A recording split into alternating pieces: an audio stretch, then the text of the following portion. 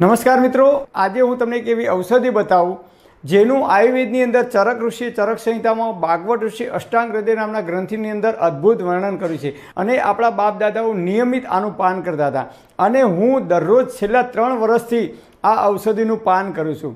આ ઔષધિ એટલે કે આ વસ્તુ નાના મોટા દરેક માણસ ખાઈ શકે અને ખાસ તો 40 વર્ષથી ઉપરના જે લોકો જો આનો નિયમિત ઉપયોગ કરે તો જે લોકોને વારંવાર પગમાં કળતર થાય છે, થાક લાગે છે અથવા થોડુંક કામ કરીને થાકી જવાય છે અથવા કામ કરીએ એટલે આખું શરીર તમારું થાકી જાય છે, થાકનો અનુભવ થાય છે, પગમાં નસ ચડી જાય છે અથવા કમરમાં વારંવાર જે લોકોને અશક્તિના કારણે કમરમાં જે લોકોને વારંવાર હણકો પડે છે, દુખાવો થાય છે, કમરનો દુખાવો થાય છે, જે લોકોને શિયાળાની અંદર હાથ પગના સોધામાં કટકટ અવાજ આવે છે અથવા બેસવા ઉઠવામાં તકલીફ પડે છે અને અમુક ઉંમરલાયક લોકોને શિયાળામાં જ્યારે ઠંડી વધારે પડે છે ત્યારે એમને બેસવા ઉઠવામાં વધારે તકલીફ પડે છે, એમના હાથ પગના સોધા જકડાઈ જાય છે, વારંવાર થાક લાગતો હોય કે પગમાં નસ પકડાઈ જતી હોય। આ એક જ ઔષધિનું નિયમિત પાન કરવાથી આ તમામ પ્રકારની બીમારીઓ, તમામ પ્રકારના રોગથી આપણે બચી શકીએ છીએ।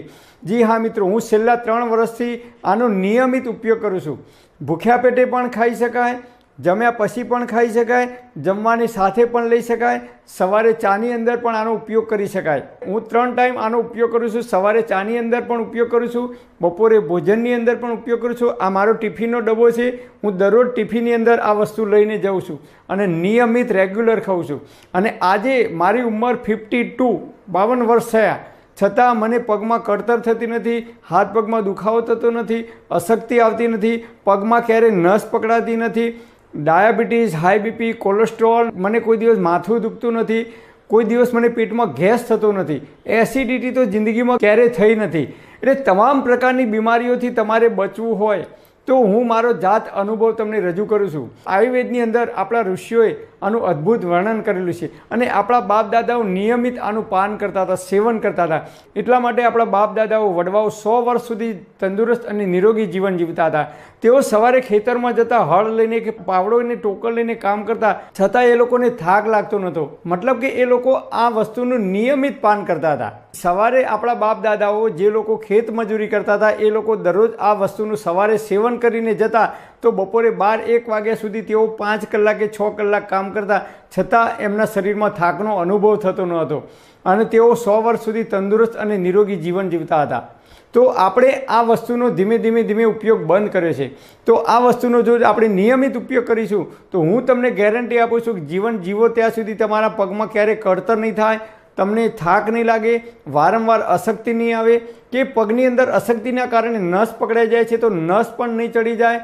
અશક્તિના કારણે શરીરમાં તમારા જો કમરમાં વારંવાર હણકો પડતો હોય તો એ પણ પ્રોબ્લેમ દૂર થશે અને B12ની ઉણપ હોય અને એના કારણે શરીરમાં કમજોરી આવતી હોય એ પણ બીમારીઓ તમારી દૂર થશે અને કેલ્શિયમના ઉણપના કારણે શરીરમાં હાથ પગમાં કળતર થતી હોય, અશક્તિ આવતી હોય કે જેટલી પણ બીમારીઓ કેલ્શિયમની ઉણપના કારણે આવે એ તમામ પ્રકારની બીમારીઓ દૂર થશે। કારણ કે આની અંદર કેલ્શિયમ ભરપૂર માત્રામાં છે, ફોસ્ફરસ ભરપૂર માત્રામાં છે, આયર્ન ભરપૂર માત્રામાં છે, વિટામિન A, વિટામિન E અને અનેક પ્રકારના ખનિજ તત્વોથી આ ભરપૂર છે અને આપણા બાપ દાદાઓ નિયમિત આનો ઉપયોગ કરતા હતા એટલે હું નિયમિત ઉપયોગ કરું છું અને તમને પણ સલાહ આપું છું કે તમે પણ આનો નિયમિત ઉપયોગ કરશો તો આમાંથી તમામ પ્રકારની તમે બીમારીઓથી બચી શકશો। તો આ વસ્તુનું નામ છે ગોળ ઘી। જી હા મિત્રો, આપણા બાપ દાદાઓ ગોળ ઘી નિયમિત ખાતા અને ગોળ તો દરરોજ એમની થાળીમાં હોય ને હોય।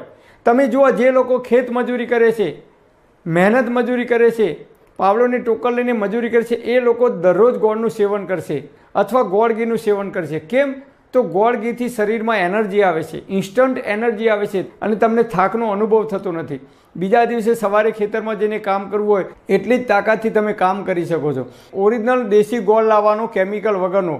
આજકાલ આપણે ગોળ ઘી ખાઈએ છીએ પણ સફેદ ગોળ ખાઈએ છીએ, કેમિકલવાળો ગોળ ખાઈએ છીએ, એની અંદર ભરપૂર માત્રામાં કેમિકલ હોય છે। એ સફેદ ગોળ ખાઈ અને આપણે આપણા શરીરની અંદર ધીમું ઝેર, મતલબ કે જે કંઈ એની અંદર દવાઓ, જે કંઈ એની અંદર કેમિકલ નાખવામાં આવે છે આપણે કેમિકલ કહીએ છીએ અને દેશી ઓરિજિનલ શુદ્ધ ઘી 1850 રૂપિયાથી 2000 રૂપિયે 1 લીટરનો 1 કિલોનો ભાવ છે। એ દેશી શુદ્ધ ઘી ઘરે જાતે બનાવેલું જ હું વાપરું છું। બજારમાંથી જે ઘી આવે છે 600 કે 700 રૂપિયે કિલો, એ ઘી આપણે વાપરવાનું નથી। કારણ કે એ કદાચ ભેળસેળવાળું હોઈ શકે, કદાચ એ ડુપ્લિકેટ હોઈ શકે, અથવા કદાચ એની અંદર કોઈ કેમિકલ નાખેલું હોઈ શકે. એટલા માટે એ 600 કે 700 રૂપિયામાં 1 કિલો મળે છે. એટલે એ ઘી ખાવાથી કદાચ આપણા શરીરમાં ફાયદાની જગ્યાએ નુકસાન થઈ શકે છે. એટલે ગોળ ઘી તમારે દરરોજ ખાવાનું છે. સવારે ઉઠીને હું દરરોજ ચાની અંદર 1 ચમચી ઘી, દેશી ગાયનું શુદ્ધ ઘી નાખીને ચા પીવું છું. એટલે મને કોઈ દિવસ પેટમાં બળતરા થતી નથી, મને કોઈ દિવસ એસિડિટી થતી નથી. અને ઘી ખાવાથી આપણી જઠરાગ્નિ પ્રદીપ્ત થાય છે.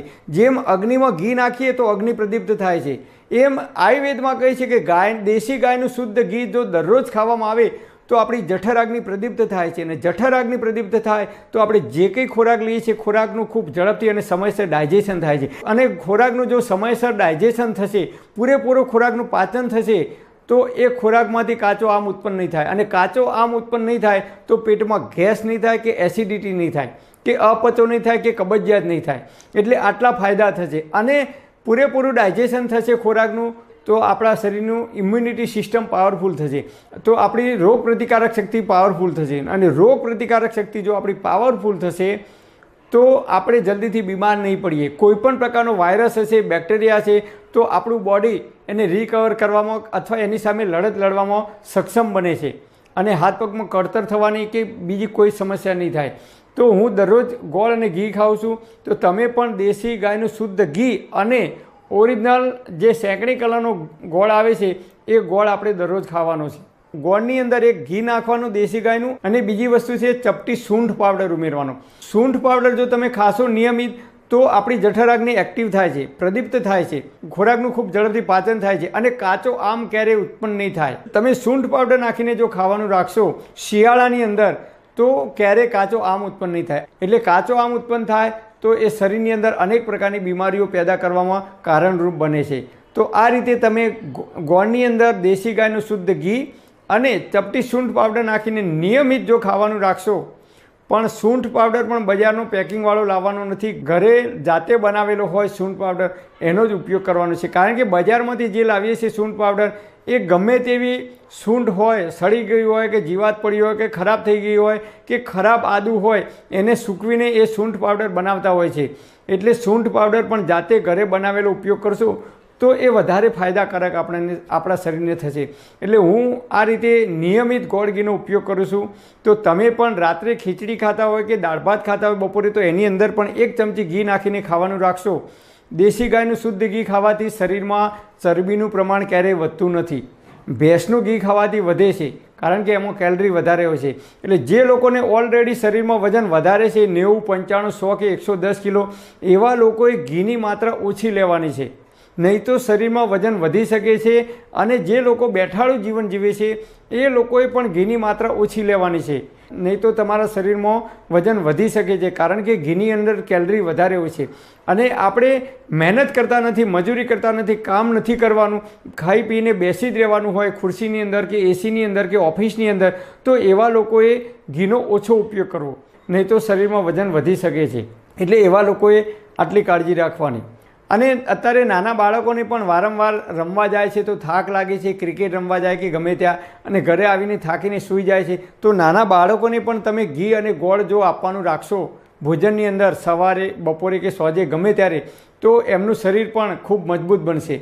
અને વૃદ્ધ લોકો છે એમને પણ જો ગોળ ઘી થોડુંક આપવાનું રાખશો 2 ટાઈમ અથવા 3 ટાઈમ, તો એમને જે શરીરની અંદર અશક્તિ આવે છે, કે ઉંમરના કારણે અશક્તિ આવે છે, કે કેલ્શિયમની ઉણપના કારણે શરીરમાં જે કંઈ બીમારીઓ આવે છે એ બીમારીઓથી બચી શકશે. પરમપિતા પરમાત્મા આપ સર્વેને તંદુરસ્ત અને નિરોગી રાખે એવી હૃદયપૂર્વક મારી પ્રાર્થના. Thanks for watching my video. Thank you.